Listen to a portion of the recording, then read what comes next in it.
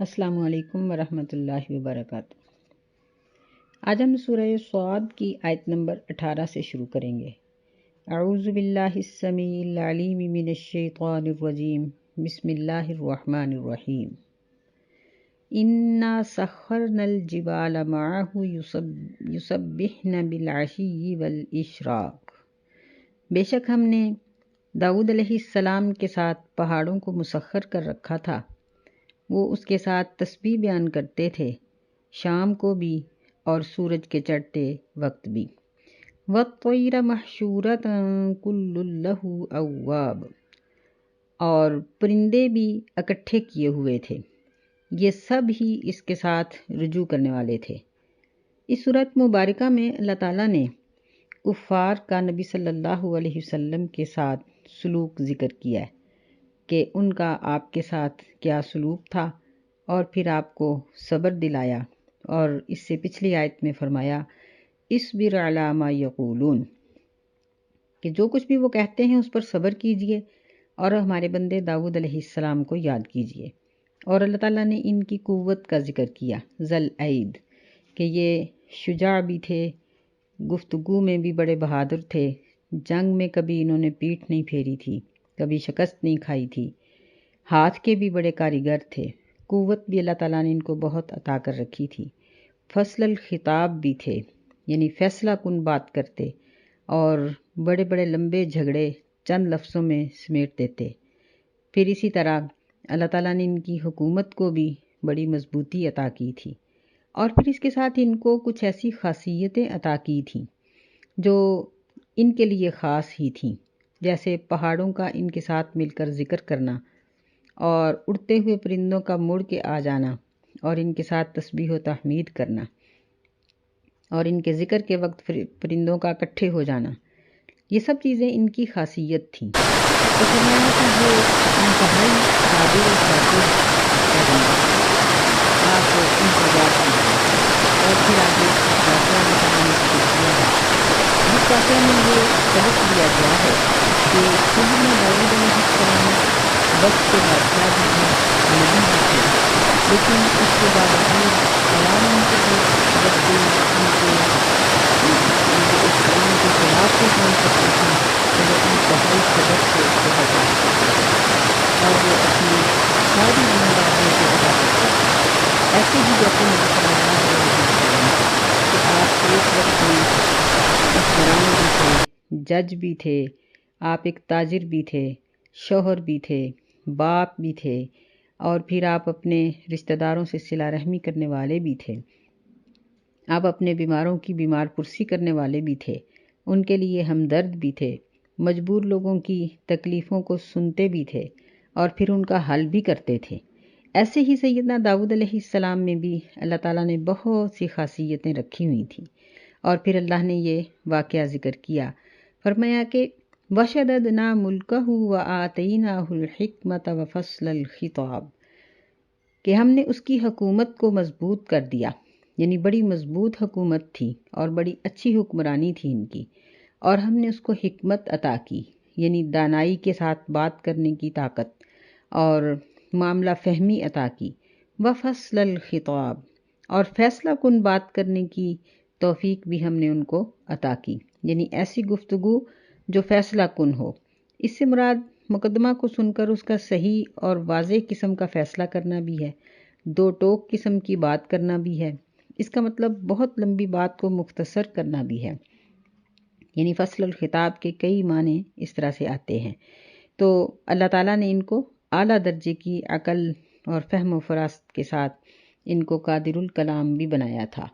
کہ ظاہر ہے کہ جب اس طرح کی گفتگو کرنی ہو تو الفاظ بھی اپنے سامنے صف در صف کھڑے ہوں گے، تو پھر ہی ان کو جوڑا جائے گا۔ تو سیدنا داؤد علیہ السلام کو اللہ تعالیٰ نے سب نعمتیں عطا کر رکھی تھیں۔ وَهَلْ أَتَاكَ نَبَأُ الْخَصْمِ، اور کیا آئی ہے تیرے پاس جھگڑنے والوں کی خبر، اِذْ تَسَوَّرُوا الْمِحْرَابَ، جب انہوں نے محراب کو پھلانگ کر اندر وہ آ گئے، یعنی سیدنا داؤد علیہ السلام اتنی شان و شوکت والے تھے، لیکن یہ عجیب واقعہ ان کے ساتھ ہوا کہ یہ عبادت کے بڑے ہی شوقین تھے، اور اتنی مصروفیات کے باوجود انہوں نے کچھ وقت ایسا رکھا ہوا تھا جس میں وہ خاص اللہ تعالیٰ کی عبادت کرتے تھے۔ نبی علیہ السلام نے ان کی عبادت کو بہت سراہا اور فرمایا کہ کانوا اعظم ان لوگوں میں سے سب سے زیادہ عبادت کرنے والے۔ یہ نبی صلی اللہ علیہ وسلم کی انتخابی ہے، ورنہ نبی علیہ السلام کی عبادت، آپ کا مقام و مرتبہ سب کے لیے بالکل اعلیٰ ہے، لیکن یہ آپ کی انتخابی ہے کہ آپ نے ان کو ادب نماز کہا۔ فرمایا کہ وہ ایک دن چھوڑتے ایک دن روزے رکھتے، اور رات کا تہائی حصہ تقریباً اپنے اللہ تعالیٰ کی عبادت میں گزارتے۔ اس کے علاوہ بھی انہیں اللہ کی عبادت کے لیے اپنی مقرر رکھا۔ پھر ایسا بھی ہوا کہ ایک دفعہ وہ اپنے مقررہ دن میں بلکہ کسی سے ملاقات نہ کرتے اور صرف اپنی عبادت میں منہمک ہوتے تھے۔ ایسے میں کچھ لوگ اس طرح کے آئے کہ جو لا علم اور جاہل قسم کے ہوتے ہیں، جن کو ادب و آداب کا خیال نہیں ہوتا۔ ایسے ہی لوگوں میں سے یہ بھی تھے جنہوں نے محراب یعنی ان کے کمرے کی دیوار کو پھلانگا اور اندر داخل ہو گئے۔ ممکن ہے کہ دروازہ کھٹکھٹایا ہو۔ سیدنا داؤد علیہ السلام اپنی عبادت میں منہمک ہونے کی وجہ سے دروازے کے کھٹکنے کو نہ سن پائے ہوں، تو انہوں نے جلدی کی اور انتظار کیے بغیر اللہ کی کلامات اندر ہی آ گئے۔ دخلوا علی داؤد، جب وہ داؤد علیہ السلام پر داخل ہوئے، فقضوا منہم، تو سیدنا داؤد علیہ السلام ان کے لیے اچانک آ جانے سے گھبرا گئے، فقضوا، بس گھبرا گئے وہ ان کی وجہ سے۔ قالوا لا تخف، انہوں نے کہا کہ تم نہ ڈرو، انَّا بَعْضُنَا عَلَىٰ بَعْضٍ، ہم دو گھرونے والے ہیں، ہم میں سے بعض نے بعض پر بغاوت کی ہے۔ فَاحْكُم بَيْنَنَا بِالْحَقِّ، بس ہمارے درمیان حق کے ساتھ فیصلہ کرو، وَلَا تُشْطِطْ، اور ظلم اور زیادتی نہ کرنا، وَاهْدِنَا إِلَىٰ سَوَاءِ الصِّرَاطِ، اور ہمیں سیدھے راستے کی رہنمائی کر دینا۔ یعنی اس گفتگو سے اندازہ ہوتا ہے کہ وہ لوگ سیدنا داؤد علیہ السلام کے مقام و مرتبہ کو بالکل نہیں پہچانتے تھے، انہوں نے اس کا بالکل ہی لحاظ نہیں رکھا۔ اس آیت مبارکہ میں پہلے کچھ الفاظ کو حل کرتے ہیں کہ اس میں محراب کہا گیا ہے، تو محراب اس عبادت کے لیے مخصوص کمرے کو کہتے ہیں جو ایک خاص جگہ پر ہو، یا بعض نے کہا ہے کہ اونچائی پر ہو، بہرحال ایک ایسی جگہ جو عبادت کے لیے خاص کر دی گئی ہو۔ اسی طرح لا تشتت، اس کا معنی ہوتا ہے شتتن کا معنی زیادتی کرنا، ظلم کرنا، یعنی ہمارے اوپر ظلم نہ کرنا۔ پھر آگے اگلی آیت میں ذکر کرتے ہیں ان ھذا اخی، بے شک یہ میرا بھائی، لہو 99 نعجہ، اس کے پاس 99 دمبیاں ہیں۔ 90 کا معنی 9، 90 کا معنی 90، 90 اور 9 99، نعجتن یہ بھیڑ میں سے جو مادہ ہوتی ہے اس کو کہتے ہیں۔ وَلِيَ نَعْجَةٌ وَاحِدَةٌ، اور میرے پاس ایک ہی دمبی ہے۔ فَقَالَ أَكْفِلْنِيهَا،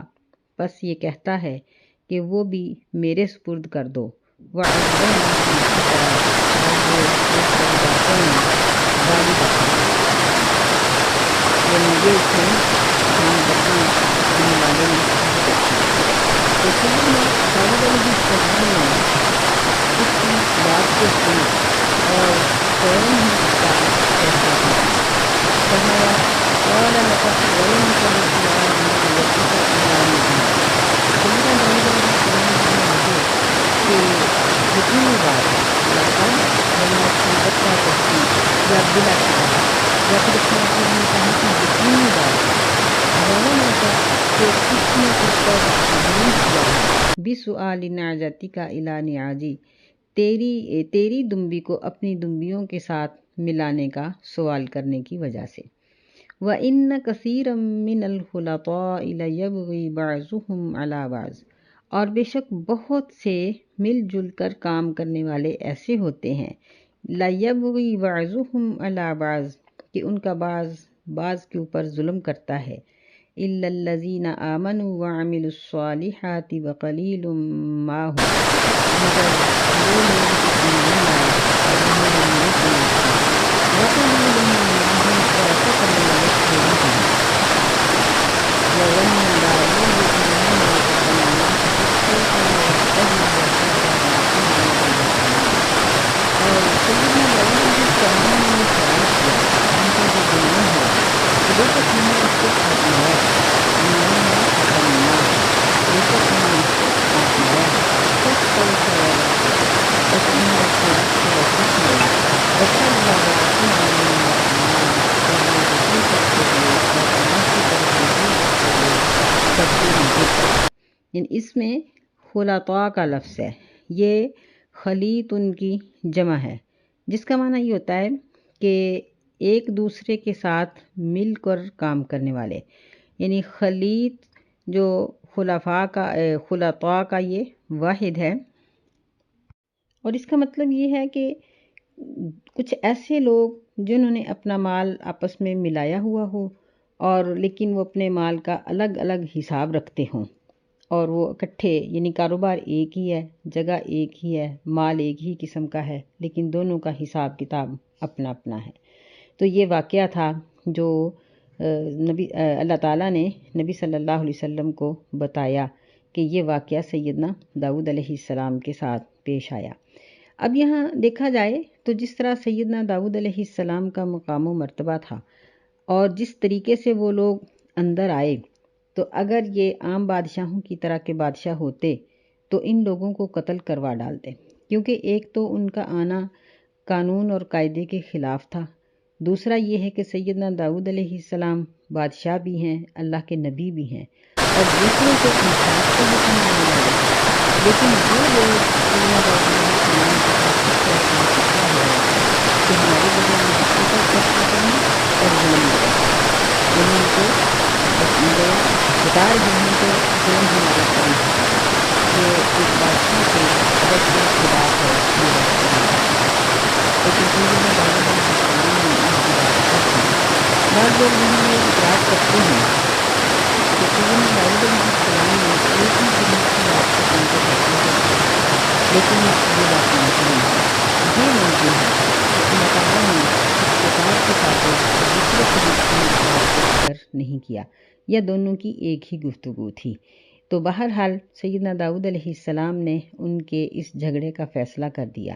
اور ان کو یہ بھی بتا دیا کہ مل جل کر کاروبار کرنے والوں میں ایسے معاملات ہو ہی جاتے ہیں، یعنی یہ کوئی ایسی بات نہیں ہے کہ جس کو یہ کہا جائے کہ ایسا ممکن نہیں، بلکہ ایسا ممکن ہو ہی جاتا ہے۔ پھر انہوں نے یہ کہا کہ جو ایمان لانے والے اور نیک عمل کرنے والے لوگ ہیں وہ ایک دوسرے کے اوپر ظلم اور زیادتی نہیں کرتے، اور ساتھ یہ بھی بات ذکر کر دی وَقَلِيلٌ مَّا هُمْ کہ ایسا کرنے والے، یعنی صحیح طور پر کام کرنے والے تھوڑے ہی ہوتے ہیں۔ اس کے بعد جب سیدنا داؤد علیہ السلام کو اس بات کا خیال آیا کہ اللہ تعالیٰ نے ان کو آزمایا ہے، آزمائش کیا تھی؟ آزمائش یہ تھی کہ سیدنا داؤد علیہ السلام کو اللہ تعالیٰ یہ بات باور کروانا چاہتے تھے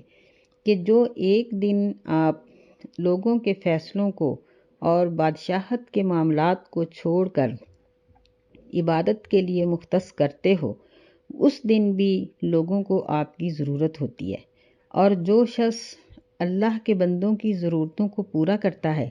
اللہ تعالیٰ اس کی ضرورت کو پورا کرتا ہے، اور جو حکمران ہو،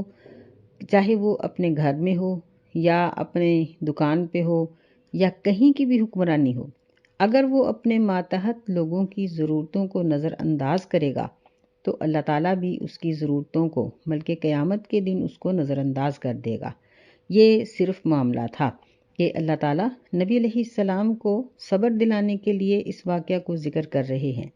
کہ پہلے انبیاء علیہ السلام کے ساتھ بھی ان کی قوم نے اور قوم کے لوگوں نے اللہ تعالیٰ نے لیکن جو قرآن مجید کے ان واقعات میں سے جو واقعہ ہے، اس میں مفسرین نے اسرائیلی روایات کو اکٹھا کر کے بعض ایسی کہانیاں ڈھونڈ دیں کہ جن سے انبیاء علیہ السلام کی شان نہیں چھپا گیا، کہ اب اس مقدمے میں ایک بہت بڑی بات ہے کہ جو شخص جو ذکر کر رہا ہے کہ اس کے پاس مہمانیں رہی ہیں وہ کافی ہیں۔ بعض لوگوں نے اس کو یہ کہانی کا رنگ دیا ہے کہ ایک شخص ایسا تھا کہ جس کی بیوی پر سیدنا داؤد علیہ السلام کی نظر پڑ گئی، اور انہوں نے اس کو فوج میں بھرتی کروا کر جب قتل کروانا چاہا تو اللہ تعالیٰ نے یہ فرشتوں کی شکل میں یہ دو جھگڑنے والے بھیجے جنہوں نے سیدنا داؤد علیہ السلام کو اس بات پر تنبیہ کی کہ آپ کی تو پہلے ہی 99 بیویاں ہیں، تو آپ اس کی بیوی کو کیوں چھین رہے ہیں؟ نعوذ باللہ، معاذ اللہ۔ اس طرح کی تفسیریں اور اس طرح کے واقعات اور تہمتیں انبیاء علیہ السلام پر لگا دینا یہ اسرائیلیوں کا ہی کام ہے، یہودیوں کا ہی کام ہے، اور کوئی قوم اپنے نبیوں پر اتنی تہمتیں نہیں لگاتی جتنی اس قوم نے اپنے نبی پر لگائی ہے۔ تو یہ بھی ایک بہت بڑی تہمت ہے۔ پھر اس واقعہ کی یہ جو اسرائیلی روایات سے بیان کیا جاتا ہے، اس کی تردید کی ایک بہت بڑی دلیل یہ بھی ہے کہ یہاں تو نبی صلی اللہ علیہ وسلم کو صبر دلانے کے لیے ایک بہترین شخص کا ذکر کیا جا رہا ہے۔ تو اگر یہ واقعہ سیدنا داؤد علیہ السلام کی مذمت میں ہے تو پھر نبی علیہ السلام کے لیے یہ واقعہ سبق آموز کیسے ہو سکتا ہے؟ پھر دیکھیں کہ سیدنا داؤد علیہ السلام کو اللہ تعالیٰ نے ان رکوعات میں اور ان آیات میں کتنے القاب کے ساتھ پکارا ہے اور ان کے کتنے مقامات بیان کیے کہ پہلی بات جو یہ ہے کہ اللہ نے ان کو عبدنا کہا ہے۔ حالانکہ لفظ عبد یہ عام موقعوں پر اللہ تعالیٰ نہیں بولتے، بلکہ نبیوں کے لیے بھی خاص موقعوں پر اس لفظ کو استعمال کرتے ہیں۔ تو سیدنا داؤد علیہ السلام کو اللہ تعالیٰ نے عبدنا کہا کہ ہمارے بندے کو یاد کرو۔ دوسری ان کی فضیلت یہ ہے کہ اللہ نے ان کو ذل عید کہا کہ یہ قوت والے تھے۔ پھر تیسری فضیلت یہ ہے کہ ان کو اواب کہا کہ اللہ کی طرف رجوع کرنے والے۔ چوتھی فضیلت ان کی یہ بیان کی ہے کہ اللہ تعالیٰ فرماتے ہیں کہ ہم نے پہاڑوں کو ان کے ساتھ مسخر کر رکھا تھا جو تسبیح و تحمید کرتے تھے۔ پانچویں نمبر پر ان کے لیے پرندے بھی جمع کیے جاتے تھے جو تسبیح و تحمید ان کے ساتھ مل کر کرتے تھے۔ پھر اللہ چھٹے نمبر پر فرماتے ہیں کہ ہم نے ان کی سلطنت کو مضبوط بنا دیا۔ ساتویں ان کی تاریخ یہ بیان کی ہے آٹھویں ان کی فضیلت یہ بیان کی ہے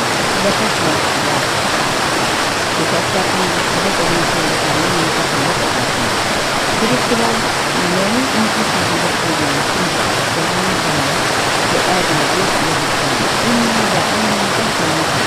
کہ بے شک ہم نے آپ کو بنایا ہے ایک نائب نماز خلافت عطا کی۔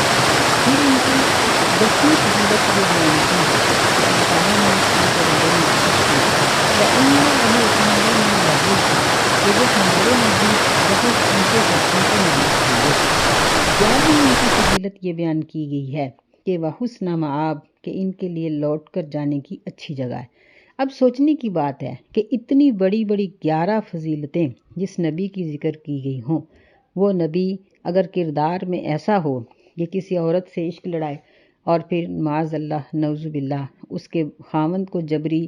فوج میں بھرتی کرائے، پھر اس کو قتل کرائے، پھر اس کے ساتھ نکاح کرے، یہ تو ہر بات، یعنی ایک ہی اس واقعہ کا ہر موڑ نبی کی شان کے خلاف ہے۔ تو اصل میں بات یہ ہے کہ یہ سب باتیں اسرائیلی ہیں۔ یہاں صرف یہ سادہ سا واقعہ ہے جس میں اللہ تعالیٰ نے نبی علیہ السلام کو صبر دلانے کے لیے ذکر کیا کہ انبیاء علیہ السلام کے قدر آشنا بھی بہت سے ہوتے ہیں اور قدر نا آشنا بھی بہت سے ہوتے ہیں، تو آپ صبر کیجئے۔ فرمایا فَغَفَرْنَا لَهُ ذَلِكَ، بس ہم نے داؤد علیہ السلام کی اس کوتاہی کو بخش دیا، معاف کر دیا، یعنی انہوں نے اپنا وہ ایک دن جو لوگوں کی ضرورتوں سے ہٹا کر رکھا تھا، یہ کوتاہی ہم نے ان کی معاف کر دی۔ وَإِنَّ لَهُ عِندَنَا لَزُلْفَىٰ وَحُسْنَ مَآب، اور بے شک اس کے لیے ہمارے پاس لَزُلْفَىٰ بہت اچھے درجات ہیں، وَحُسْنَ مَآب اور لوٹنے کی بہت ہی اچھی جگہ ہے، یعنی اللہ تعالیٰ نے ان کے لیے نعمتوں بھری جنت تیار کر رکھی ہے۔ تو قرآن حدیث کے واقعات میں کوئی بھی ایسا واقعہ کسی بھی نبی کے بارے میں ہمیں نہیں ملتا کہ جس میں اللہ تعالیٰ نے اس کی برائی بیان کی ہو، بلکہ اللہ تعالیٰ نے ان تمام نبیوں کا جب چناؤ کیا تو اللہ کا یہ چناؤ درست ثابت ہوا اور انبیاء علیہ السلام نے اپنی ذمہ داریوں کو پورا بہت باقاعدگی نبھایا۔ فرمایا یا داؤد انا جعلناک خلیفۃ فی الارض، اے داؤد علیہ السلام بے شک ہم نے آپ کو زمین میں ایک نائب یا خلیفہ بنایا، فاحکم بین الناس بالحق، بس آپ لوگوں کے درمیان حق کے ساتھ فیصلہ کیجئے، ولا تتبع الہوی، اور اپنی خواہشات کے پیچھے نہ لگیں، فَيُضِلَّكَ عَن سَبِيلِ اللَّهِ، پس وہ تجھے اللہ کی راہ سے گمراہ کر دیں گے۔ یعنی آپ خلیفہ ہیں اور جج بھی ہیں، تو آپ یہ کام کریں گے تو یہ بھی آپ کی عبادت کے لیے ہی ہیں۔ نبی علیہ السلام کے زمانے میں بھی آپ کی اپنی عبادت پر اللہ تعالیٰ نے آپ کو تنبیہ فرمائی کہ آپ اس قدر زیادہ قیام نہ کریں۔ آپ صلی اللہ علیہ وسلم نے بھی اپنے صحابہ کرام کو ایسے موقعوں پر تنبیہ فرمائی کہ جب وہ عبادت میں اپنے وقت کو صرف کر کے حقوق العباد کی طرف توجہ نہیں کرتے تھے۔ تو یہاں بھی اللہ تعالیٰ نے یہی بات ذکر کی کہ ہم نے داؤد علیہ السلام کو کہا کہ وَلَا تَتَّبِعِ الْهَوَىٰ، یعنی عبادت میں بھی انسان اپنی خواہش کو پورا نہیں کر سکتا۔ حالانکہ عبادت اللہ تعالیٰ کی ایک خوشی ہے، اللہ اپنے بندے کو عبادت کرتا ہوا دیکھ کے خوش ہوتے ہیں، لیکن اگر ایک بندہ اپنی عبادت کو اپنی ایک خواہش بنا لے کہ ایک طرف عبادت کر کے دوسری طرف کئی حقوق ضائع کر دے، تو ایسی عبادت بھی اللہ تعالیٰ کو پسند نہیں ہے۔ فرمایا ان الذین یضلون عن سبیل اللہ لہم عذاب شدید، بے شک وہ لوگ جو اللہ کی راہ سے گمراہ ہو جاتے ہیں ان کے لیے کس قسم کا عذاب ہے، بما یکفرون بالحساب، اس وجہ سے کہ انہوں نے حساب کے دن کو بھلا دیا۔ یعنی اللہ کے بندے جو ہیں جو حقوق اللہ اور حقوق العباد دونوں کو متوجہ نہیں کرتے، وہ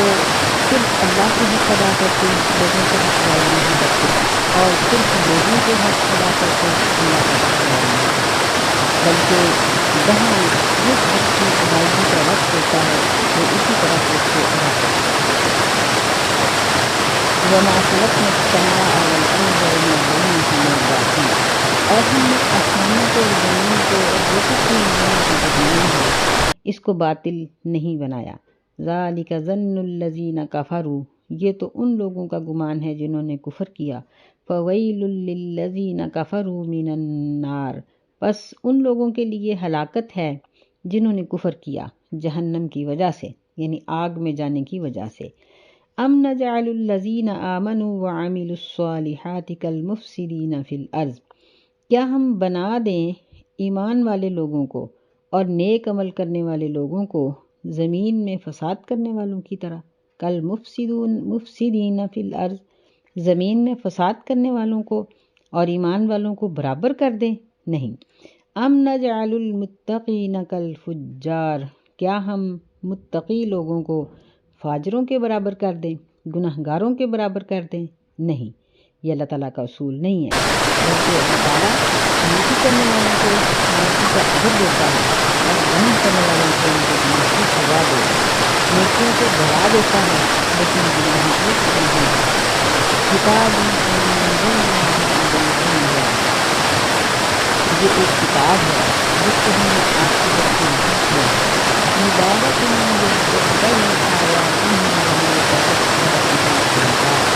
اور اس کی آیتیں برکت والی ہیں، تاکہ ہم غور و فکر کریں اس آیات کے بارے میں، اور تاکہ عقل والے لوگ اس سے نصیحت حاصل کریں۔ یعنی یہ واقعات اور یہ پہلے پیغمبروں کے تذکرے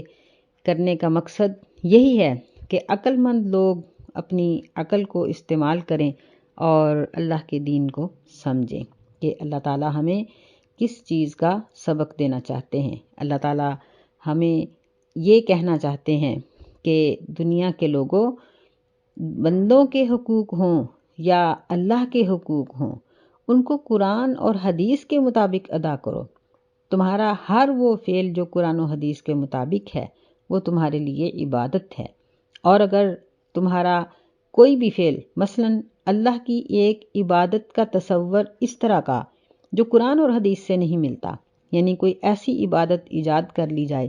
جس کا ذکر قرآن میں بھی نہیں حدیث میں بھی نہیں، لیکن کرنے والا اس کو عبادت سمجھتا ہے، تو وہ کوئی عبادت نہیں، اس میں کوئی نیکی نہیں، بلکہ وہ اس کے لیے گناہ ہے۔ اور ایسی ہی اگر اللہ کے بندوں کے حقوق اس طریقے سے ادا کیے جائیں جو قرآن اور حدیث کے منافی ہیں تو وہ بھی عبادت نہیں، بلکہ کرنے والے کے لیے بوجھ ہیں۔ تو ہمیں اپنی زندگی کا ہر کام اللہ اور اس کے رسول صلی اللہ علیہ وسلم کے بتائے ہوئے طریقے کے مطابق کرنا چاہیے، تاکہ ہمارے لیے ہماری یہ ساری مشقت اور ساری مصروفیت عبادت بن جائے۔ اللہ ہمیں نیک کام کرنے کی توفیق عطا فرمائے، آمین۔ السلام علیکم ورحمۃ اللہ وبرکاتہ۔